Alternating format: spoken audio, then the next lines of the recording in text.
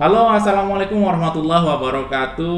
Apa kabar sahabat Alma Mater Gizi Channel? Semoga dalam keadaan sehat dan baik-baik saja ya.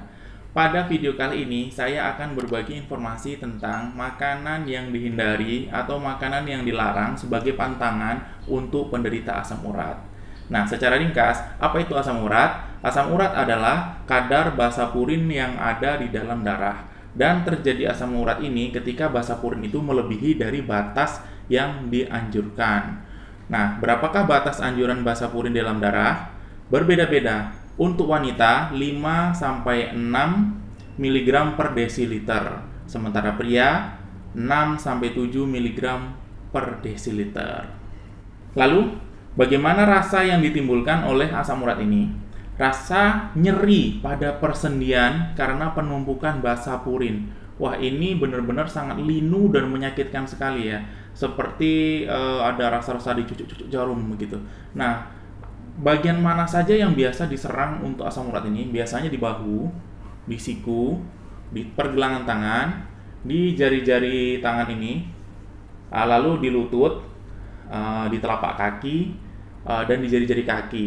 Nah, paling sering itu di mata kaki, bahkan biasanya itu terjadi pembengkakan.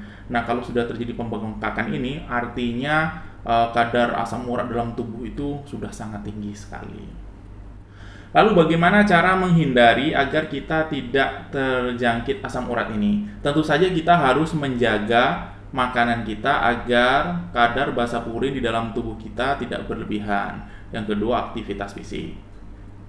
Apa saja makanan yang mengandung basa purin tinggi? Nah, saya sudah merangkumnya menjadi beberapa bagian kelompok makanan yang memiliki basa purin tinggi.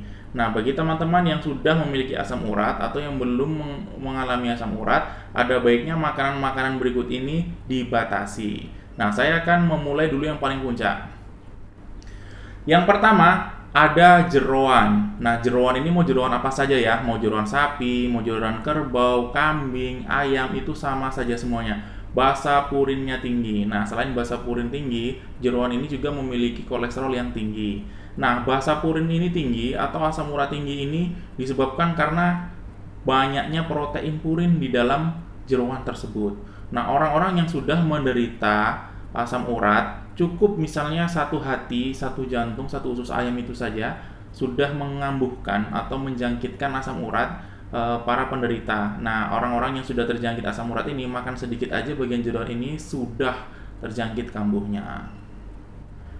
Yang kedua ini harus membatasi kacang-kacangan, membatasi ya, bukan menghilangkan sama sekali. Karena ada beberapa reaksi yang berbeda dari setiap individu tentang kacang-kacangan ini. Ada yang langsung makan, beberapa jam kemudian 3-4 jam langsung kambuh, ada yang tidak.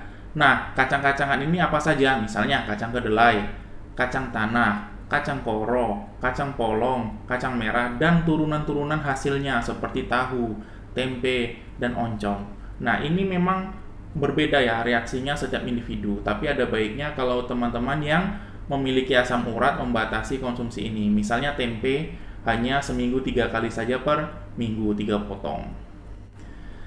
Yang ketiga, ada makanan-makanan olahan menggunakan pengawetan atau menggunakan proses yang tinggi. Misalnya ikan yang diolah dalam bentuk kalengan, misalnya ikan sarden, kornet, sosis. Nah, ini termasuk mengandung protein purin yang tinggi. Jadi ada beberapa orang yang makan ini tuh tidak masalah, tetapi sebagian besar orang memakan makanan awetan-awetan ini langsung 3-6 jam itu kambuh atau besoknya langsung kambuh. Nah, ada baiknya penderita asam urat membatasi ini, misalnya makan hanya seminggu sekali. Ya, tidak masalah kalau seminggu sekali, yang jelas ketika makan ada reaksi tidak dengan asam urat kita. Jika ada reaksi, maka hentikan atau ganti dengan protein-protein lain, misalnya dengan menggunakan ikan segar, yaitu ikan yang berasal dari sungai atau dari kolam.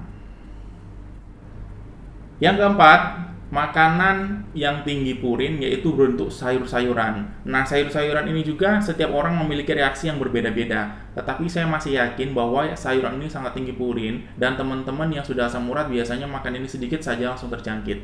Sayuran apa saja itu? Yang pertama, ada sayuran daun melinjo. Daun melinjo dan buahnya biasanya dimasak bening sama para ibu-ibu dan bapak-bapak atau ibu-ibu yang sudah punya asam urat, sekalipun ada makanan ini tolong dihindari dan jangan dimakan. Yang kedua, sayur yang memiliki tinggi purin adalah rebung. Rebung ini adalah anak bambu. Nah, biasanya digulai atau dimasak sayur oseng-oseng. Nah, ini untuk penderita asam urat hapus. Yang berikutnya ada bayam dan kangkung. Nah, bayam ini reaksinya paling cepat di antara sayur-sayur daun yang lainnya. Sementara kangkung dan daun ubi itu masih ada tahap-tahapnya. Misalnya terlalu makan banyak baru dia kambuh, tapi kalau enggak ya enggak. Oke, demikianlah yang dapat saya bagikan informasi makanan-makanan yang harus dihindari oleh penderita asam urat. Nah, penderita asam urat juga ini ada baiknya menghindari teh, menghindari kopi yang berlebihan. Misalnya minum kopi sehari sampai 4 kali, 3 kali lah, atau 3 sampai 4 kali. Minuman teh gitu juga 3 sampai 4 kali. Ada baiknya dibatasi yaitu 1 sampai 2 kali saja maksimal. Karena teh dan kopi juga itu memicu dari basa purin. Nah, untuk lebih enaknya supaya kadar basa purin ini juga turun di dalam tubuh, jangan lupa lakukan aktivitas fisik, misalnya berjalan kaki. Pokoknya yang aktivitas menggerakkan persendian.